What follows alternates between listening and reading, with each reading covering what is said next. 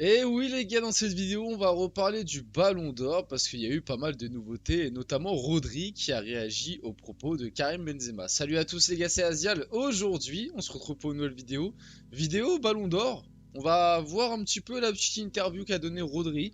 Il a parlé de pas mal de choses, notamment des dires de Karim Benzema, de ce que l'Espagne avait pensé de son ballon d'or en tant que lui en plus espagnol, parce qu'on sait que du côté de l'Espagne il y avait une très grosse propagande et incompréhension sur le fait que Vinicius n'ait pas eu le ballon d'or. Et c'est vrai que quand t'es à la place de Rodri et que t'es espagnol et que tu vois tout ton pays te dire que c'est un scandale, que c'est un vol, etc. Enfin tout ton pays, une grande partie de ton pays en tout cas, je pense que du côté de la Catalogne, bon, hein, je pense que le ballon d'or de Rodri a été, je pense, bien fêté. Mais bon, du côté du reste de l'Espagne, notamment de la capitale, voilà, on a eu le droit à son petit lot de polémiques et de théories du complot qu'on sait déjà, on a déjà beaucoup parlé de ça sur la chaîne. Enfin bref, on va voir pas mal de choses. Il a parlé de beaucoup de trucs, de choses plutôt intéressantes, comme je l'ai dit aussi par rapport à Benzema, c'est intéressant, ça va permettre de reparler un petit peu du côté la sensibilité foot. Vous allez voir, vous allez comprendre. Donc avant que la vidéo commence, n'hésitez pas à la liker, commenter, partager et vous abonner, ça fait toujours plaisir et ça aide pour le développement de la chaîne. Et nous, on va pouvoir y aller dès maintenant. Donc, on commence par cette déclaration où Rodri répond à Karim Benzema. Benzema a dit qu'il préférait regarder Vinicius plutôt que moi. Ce n'est pas offensant, c'est son opinion, il a le droit de penser ça. Et je voulais revenir là-dessus parce que moi, quand j'avais fait ma vidéo sur le passage de Benzema et de Chiringuito où il parlait de Mbappé, il y avait aussi ce passage là et moi j'expliquais bien que ce genre de déclat j'aimais pas trop. J'aimais pas trop ce genre de déclat, comme j'ai pas trop aimé la déclat de Rodri quand il a gagné le Ballon d'Or et qu'il avait déclaré ouais, avec cette victoire au Ballon d'Or, c'est le football qui a gagné.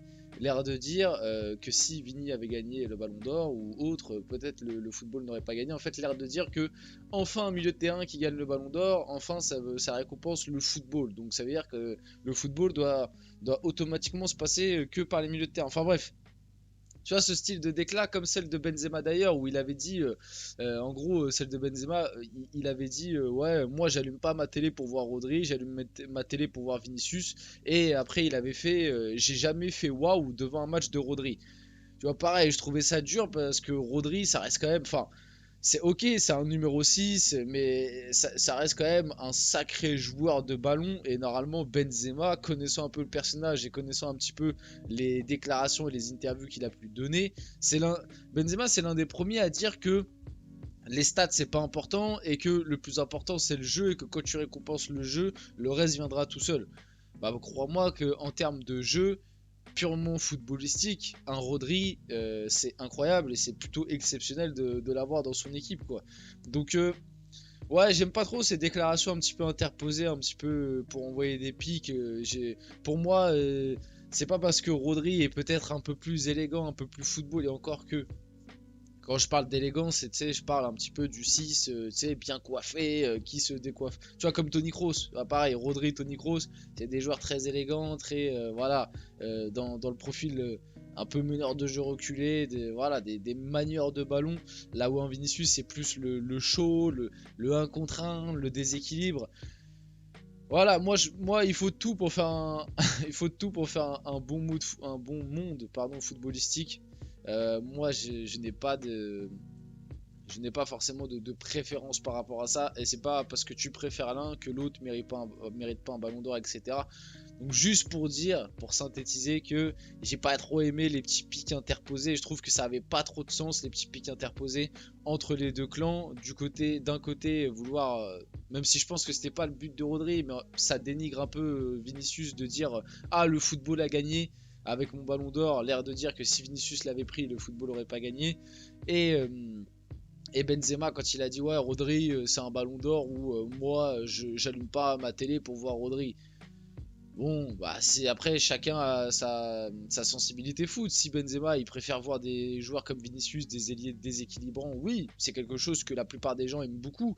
Maintenant, je pense qu'il y a aussi beaucoup de gens qui aiment voir des milieux de terrain qui contrôlent, qui ont une certaine élégance, une certaine classe, qui perdent pas un ballon dans un match, qui sont très propres techniquement. Il faut de tout. Voilà, il faut de tout. Donc voilà par rapport à ça. Je ne peux pas espérer plaire à tout le monde. Karim Benzema a été un incroyable ballon d'or et je suis bien placé pour le savoir car il nous a fait souffrir cette année-là très classe. Très très classe la réponse de Rodri. Et ouais, moi aussi en tant que Parisien, vous inquiétez pas que l'année 2021-2022 Benzema, je l'ai encore là, hein. Je l'ai encore là sur Donnarumma.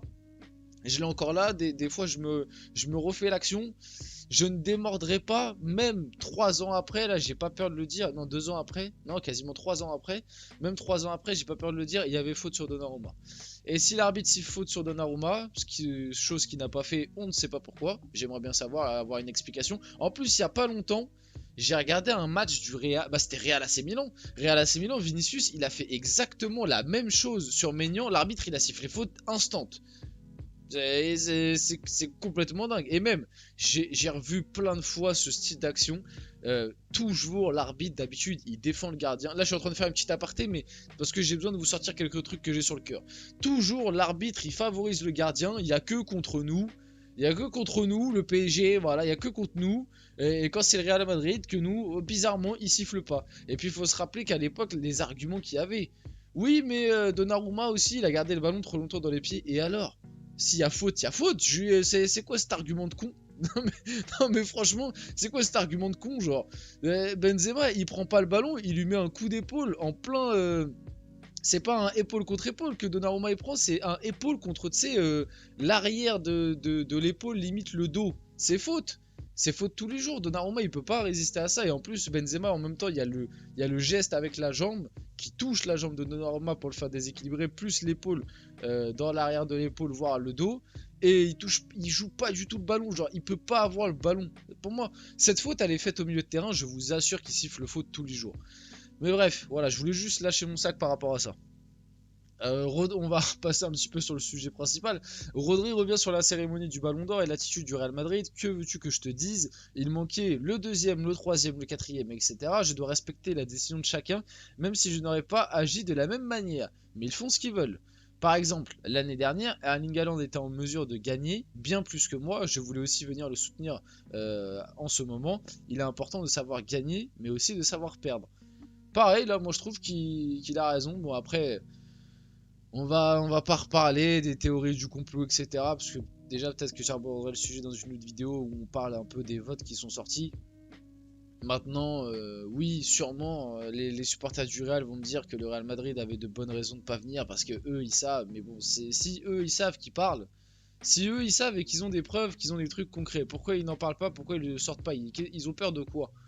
Concrètement, si dans la tête du Real, ils sont victimes d'un complot par l'UEFA, bah donc ils ont peur de quoi en sortant des trucs?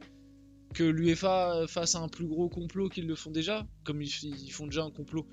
Tu vois, ça a aucun sens. Si vraiment ils ont des trucs, bah moi j'aimerais bien que le Real Madrid parle et ça montrerait aussi le côté corruption et tout du football. Mais déjà, si le Real Madrid a autant de doutes sur l'UEFA, c'est que peut-être que le Real Madrid est au courant de certains trucs et peut-être que le Real Madrid par le passé a fait certaines choses aussi. Il faut se poser un peu les questions par rapport à ça, hein. Parce que la corruption, tu la connais aussi des fois quand tu y participes. On va pas se mentir, même si je suis pas en train de dire que le Real Madrid a participé à quoi que ce soit, mais bah, j'aimerais bien avoir un peu plus de trucs, quoi, un peu plus de... Parce qu'il y a que le Real Madrid et les supporters du Real qui sont proches du club qui nous disent que si, il y a eu dinguerie. Tout le reste du monde footballistique te dit bah c'est dur de truquer un ballon d'or quand même. Parce que c'est des journalistes de plusieurs pays et tout qui votent, c'est compliqué. Mais bref, on en reparlera. Euh, Rodri regrette pardon, le manque de reconnaissance de son propre pays pour le ballon d'or. Bienvenue en Espagne. C'est peut-être parce que nous avons plus une culture de club. Peut-être que dans d'autres endroits, ils font les choses différemment. Je ne sais pas. Je me souviens que l'année dernière, lorsque Kylian est entré dans le théâtre Châtelet, il y a eu un soutien impressionnant de la part du public français. Peut-être, mais l'année dernière, on savait qu'il allait pas le prendre, quoi. Ouais, peut-être le soutien, mais il n'y avait pas les points au bout. Mais oui, voilà, c'est dommage pour Rodri. Moi, comme j'expliquais, le truc qui me fait un peu de peine pour Rodri, entre guillemets, hein, parce que bon, il l'a bien fêté son ballon d'or, on en avait parlé, mais c'est que le pauvre, il s'est pris une vague de dénigrement, alors que lui a rien demandé, quoi. C'est-à-dire qu'il s'est fait dénigrer, dire ah mais finalement c'est un joueur pas si ouf, ouais, c'est que un Jorginho version espagnole. Non les gars, non, Rodri, et là d'ailleurs on le voit du côté de City, regardez, depuis qu'il est blessé, les résultats sont catastrophiques. 4 défaites d'affilée côté City, non, faut se rendre compte que Rodri était vraiment trop important. Rodri l'affirme jusqu'à la dernière seconde, il n'était pas au courant de sa victoire au Ballon d'Or, personne ne m'avait jamais rien dit avant la cérémonie, je savais depuis longtemps que ce serait la règle cette année. Pour être précis, à midi, alors que nous nous préparions à monter dans l'avion, nous avons reçu plusieurs messages d'avis nous disant que le Real Madrid ne viendrait pas. Ma première réaction a été je n'y crois pas, ce sont de fausses nouvelles. Lorsque j'ai atterri à Paris, j'ai reçu encore plus de messages me félicitant. C'était trop de montagnes russes, juste pour le vol de Madrid à Paris. Alors j'ai dit arrêtons d'écouter tout ça, profitons de la soirée et voyons ce qui se passe. Bon là Rodri, tu vas pas nous la faire à nous parce que c'est Manchester, apparemment d'après les infos c'est Manchester City eux-mêmes qui ont prévenu le Real Madrid que c'est Rodri qui allait être Ballon d'Or. Donc bon, cette histoire est un peu bizarre. On finit la vidéo là-dessus, j'espère que cette vidéo vous a plu. Si c'est le cas, n'hésitez pas à la liker, commenter, partager et vous abonner les gars, c'était Aziel. On se retrouve très rapidement pour une prochaine vidéo.